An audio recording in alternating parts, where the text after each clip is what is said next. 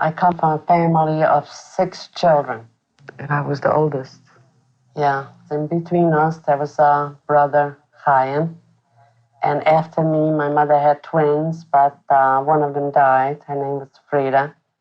Then is Judith. And her little brother, Yankala.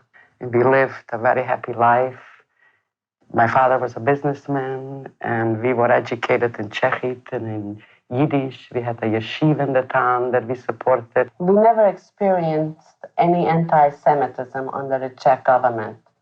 We associated, my friends were Czech, you know. So we had a very happy home life.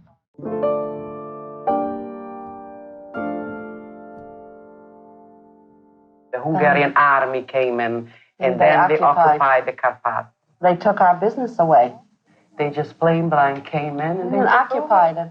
And they told you get out, and that was it.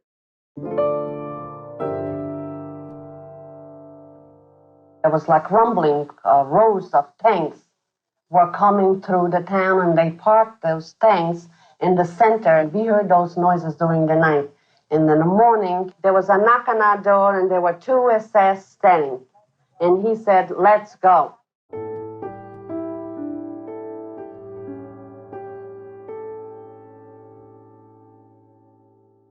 Towards the end, they started to liquidate the ghetto. They started to ship people out. We went like they ship animals. You know, those open trains? They never opened up the cars.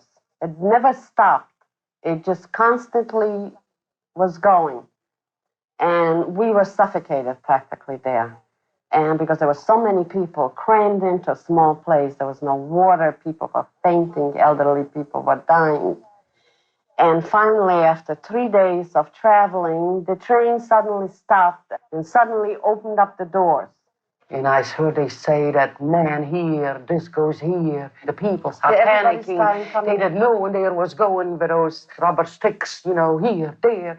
And we were very scared, and we didn't know nothing. I remember my father was grabbing my brother, you know, and my mother, the five kids, my mother and me, my sister, we were holding together.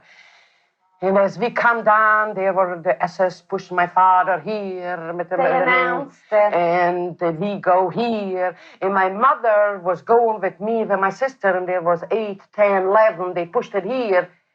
And I remember my mother, the kids start crying, "Mommy, Mommy," you know, and my mother pulled herself away from me, and she says, "You should take care of your sister like a viewer." The minute we stepped off the freight train, we were separated right there and then. My father and my older brother went on one side. My sister, she was a tall girl, so they made her go to one side, and I went with my mother and with the younger children.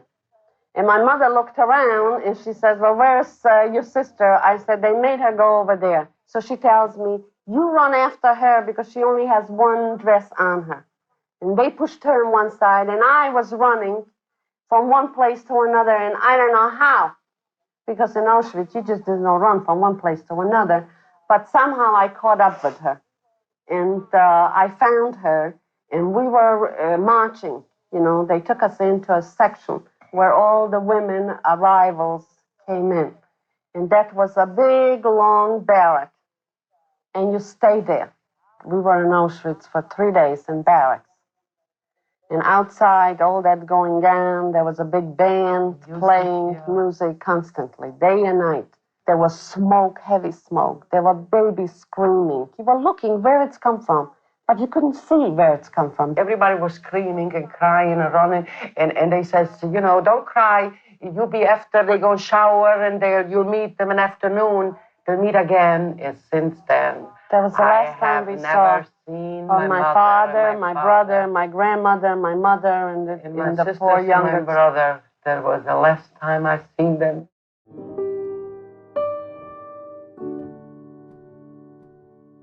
I had never heard anything about my rest of the family until one day I was sitting by the window, I was mending the socks, and this friend of mine walks into the room, and he said to me, "Sylvia, what are you going to give me? I have a surprise for you." And I picked up my hat, and I saw my sister standing in the yard, in the courtyard. So first I thought I was seeing things. And then she gave a yell, and I ran out in the courtyard, and we both fainted right there on the spot.